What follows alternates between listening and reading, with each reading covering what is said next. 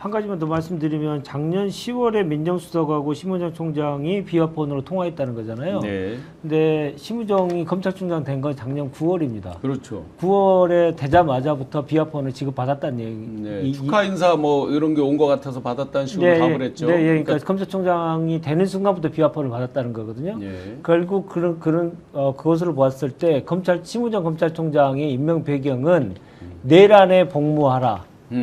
그리고 내란까지 가는데 계엄까지 가는 데 있어서 김건희의 리스크를 다 제거하라라고 하는 정확한 미션을 받고 갔을 가능성이 매우 크고 그래서 더욱더 심우정의 그 내란 혐의는 이제 까도 계속 나올 수 있는 예. 양파껍질처럼 나올 것이다라는 예상을 합니다.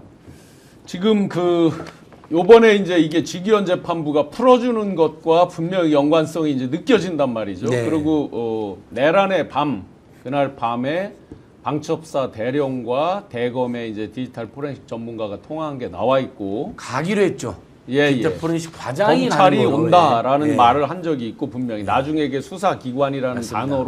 단어는 이제 둔갑이 되는데, 자 그때 당시에도 그러면 검사장, 부장검사 뭐 이런 분들에 대한 이제 이야기들이 세간에 쭉 있었습니다. 그러면서 이게 혹시 대검도 검찰도 이런 내란에 개입된 거 아닌가라고 이제 의심들을 많이 했죠. 많은 분들이. 그런데 지금 일단 비화폰과 민정수석과 통화 이런 것들이 쭉 나옵니다. 예.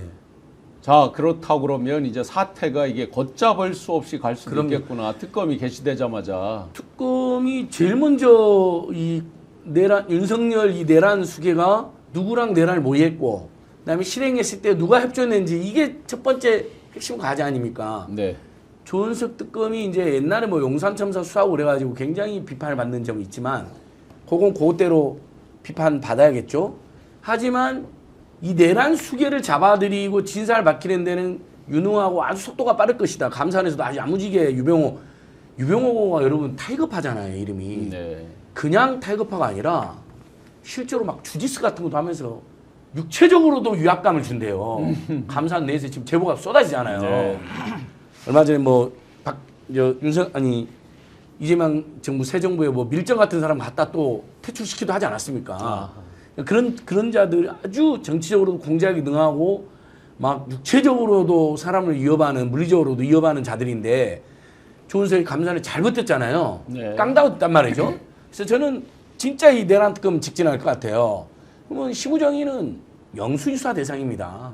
비화폰을 지급받은 자들부터 수사할 수밖에 없지 않겠습니까? 그렇죠, 당연히. 그리고 대검 포렌식 과장이 가는 거로 되겠다고 우리가 지금 확인했지 않습니까? 실제 현장에 도착했나 안 했는지는 지금 뭐 출발했다 여기까지 나왔으니까요.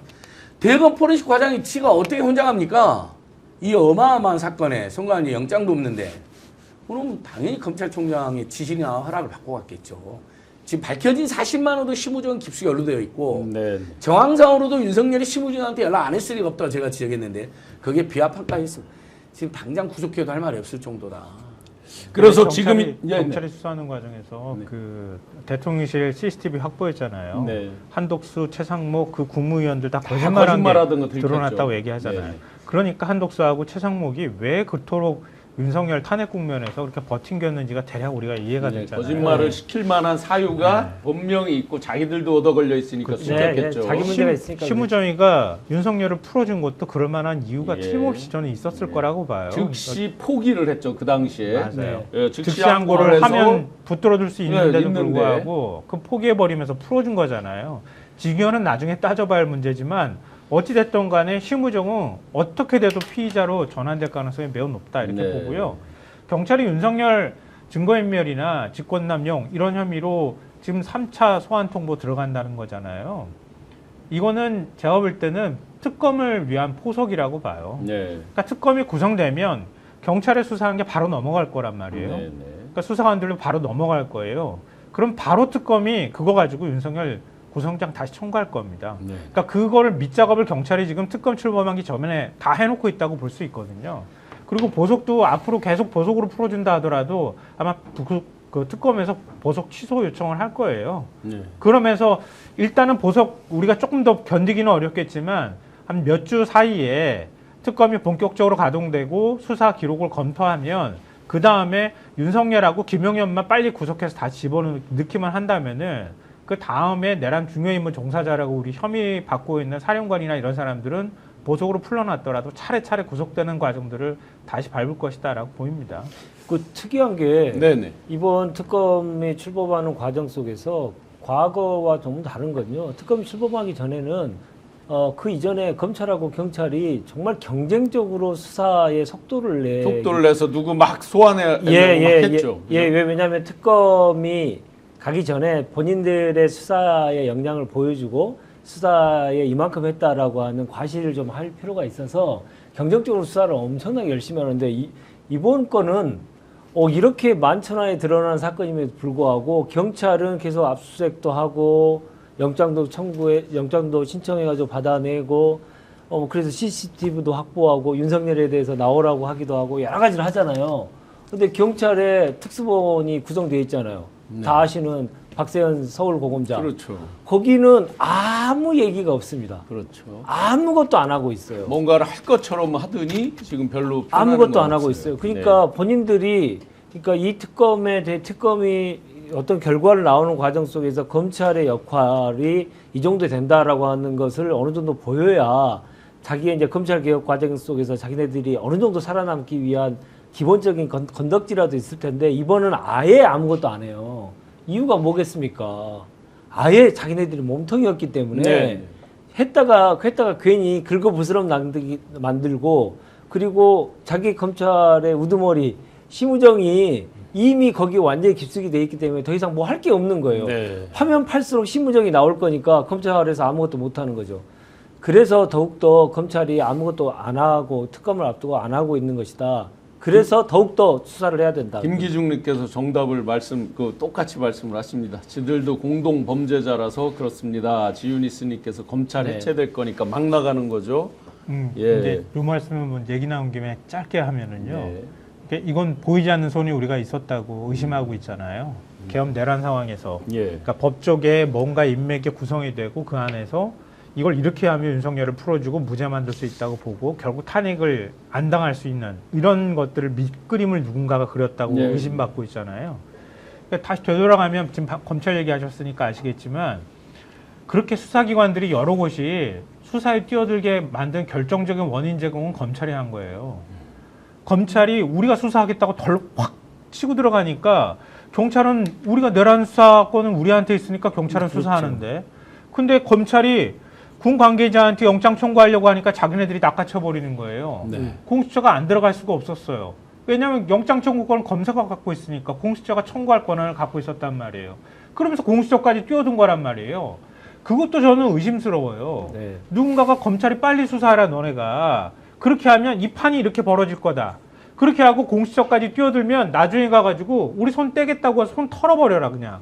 그 공수처가 수사권은 있다고 해가지고 공수처가 수사하게 내버려두면 나중에 가서 그걸 명분으로 해서 불법적인 수사라고 우리가 덤벼들자. 이 밑그림 그리웠다고밖에 볼 수가 없단 말이에요. 그래서 지금에까지 지기현한테까지 가서 지기현이 야 이거 나중에 가가지고 위법 수사가 논란이 될 수 있어 라고 해서 윤석열을 풀어주는. 그랬더니 심우정은 덜컥 즉시 않고 포기하네.